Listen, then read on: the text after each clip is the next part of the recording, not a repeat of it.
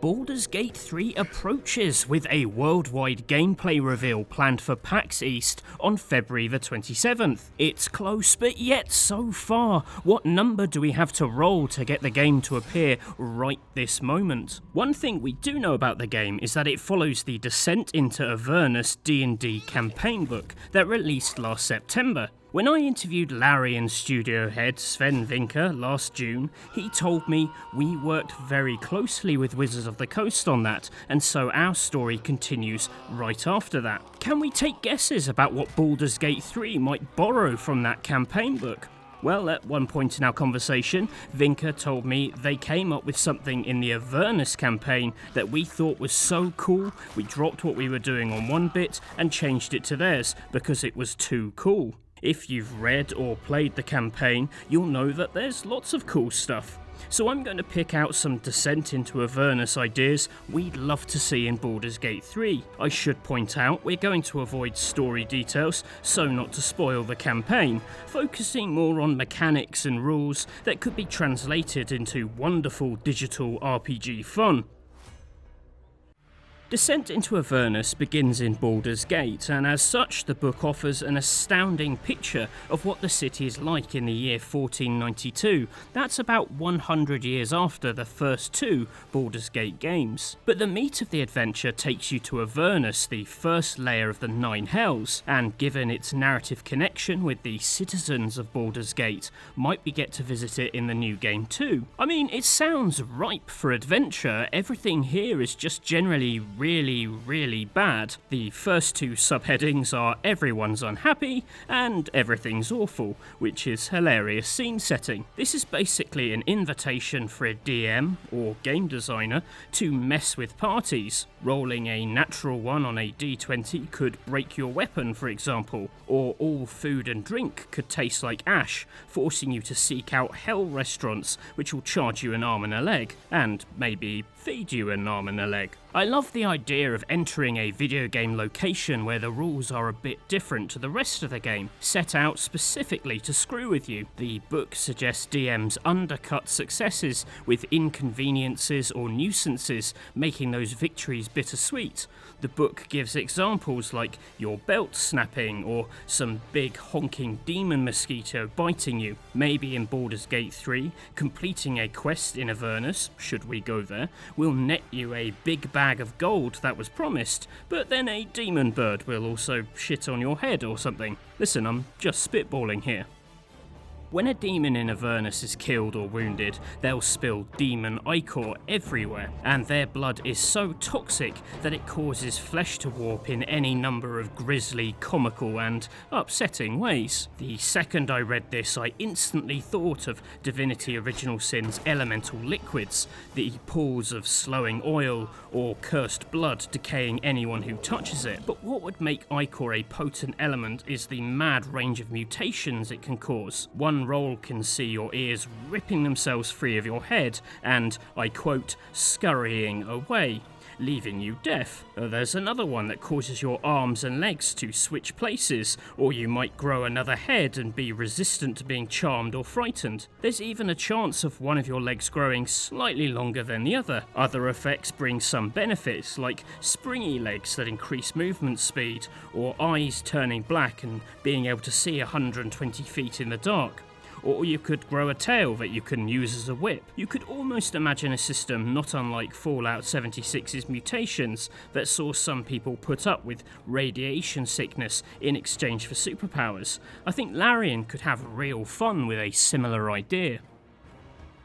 Descent into Avernus also brings players into contact with diabolical deals, when a devil offers some great reward in exchange for a binding pact that dooms your soul or commits you to a task that sets you on a path to even darker dealings. In Avernus, this is a fleshed out system. The more powerful the demon, the more potent the reward, from handfuls of coins from lesser devils to employing an archdevil as your bodyguard or being granted a powerful wish. Of course, breach your contract and all kinds of bad stuff can happen. You might grow horns or lose your wealth or forfeit your soul to be reborn as a lemur, which would be terrible. I mean, look at the state of this thing. It's easy to see how this could come into play in a game. I mean, Divinity Original Sin 2 was full of evil bastards asking you to compromise your morals in exchange for advantages. And you could even swear yourself to the Diabolical God King in exchange for a big power boost, but one that would damn your playthrough unless you could forge an ancient weapon capable of severing the deal. What entices us about the potential of devil deals is the way they scale with hellish hierarchy. Making sillier pacts with feeble devils could feel very different to throwing your lot in with big bads. And what if different party members could make deals that run counter to their companions' own deals? I mean, Divinity's co-op could get pretty spicy when quest lines began to butt heads, which leads us very neatly onto our next feature.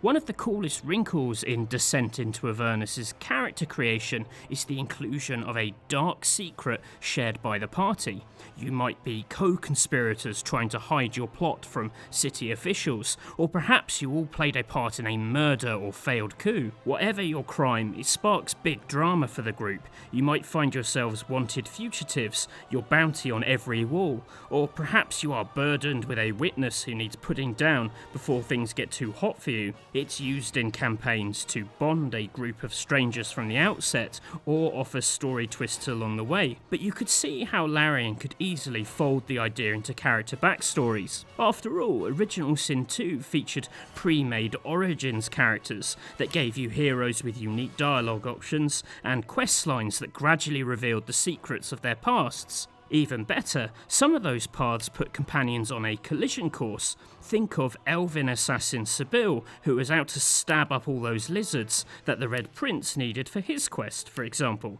The idea of shared sin testing those party bonds even further sounds like something Larian could really run with, especially if co-op players decided to start screwing each over. Here's hoping dark secrets are one of the game secrets to be revealed soon.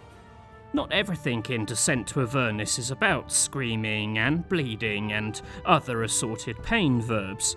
Look, there's this little heavenly elephant thing called a Hollyphant. Haha. These little cuties are native to the angelic upper planes where they work as messengers, but one does appear in the Avernus campaign as a sidekick of sorts, which instantly makes us think of all our daft animal pals in Original Sin 2. Laura, the useless squirrel, that cat with the physics-defying jump, or that condor I never use because I have a crush on the blood incarnate. Anyway, the best bit about the Hollyphant is that it's such a pure creature that if you do anything evil in front of it, it will fuck you up harder than Dumbo's mum messed up those naughty boys. Unlike Dumbo's mum, a Hollyphant can blast its trunk so loud that it deafens enemies and physically bludgeons them with sound. Any doubts that this would be a brutal addition to any party vanish the second you look into that soulless eye. Terrifying. Oh, and while we're on the subject of creatures, one thing we definitely don't want in Baldur's Gate 3, this fucking thing. Not even its best friend would hold its hair back as it pukes all those demons up. It's simply horrible. Some people describe Avernus as Mad Max in Hell, a nightmarish wasteland patrolled by roaming warbands riding in infernal war machines. Think hulking vehicles forged from infernal iron and coated in spikes, blades, chains and siege weapons.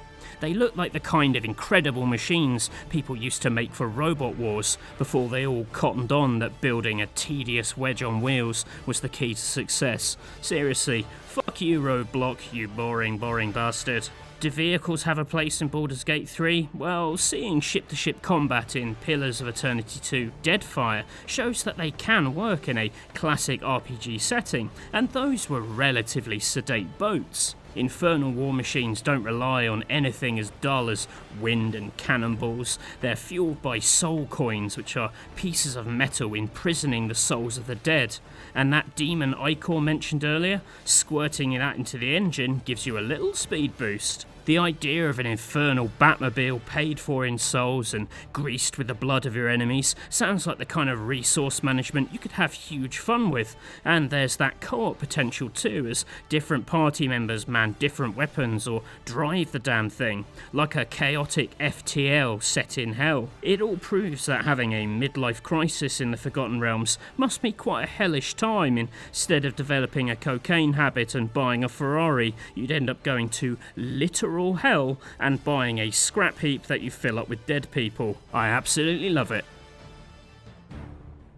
Of course, any RPG worth its salt drowns you in weird magical items, and Descent into Avernus has heaps that could be lifted wholesale into Baldur's Gate 3. How about the Helm of Devil command, a mad hat that reveals the location of any devil within 1,000 feet and can be used to dominate nearby monsters? What I love about this is if a non-devil tries to use it, there's a chance it summons this evil bastard, a Narzagon, who will try and retrieve the hat, so there's a tasty dose of risk and reward. I also like the sound of the infernal puzzle boxes, which are used to store contracts signed between devils and mortals, and can only be opened by figuring out a mundane trick or sequence. This reminds me of the demon doors in the Fable games that would only open once you'd satisfied their strange requests. Larian have an eye for a neat puzzle, so could have some real fun with something like this. Finally, there's the Shield of the Hidden Lord, which is possessed and tries to influence its owner in order to work towards freeing its inhabitant. It's a bit spoilery to say anything more, but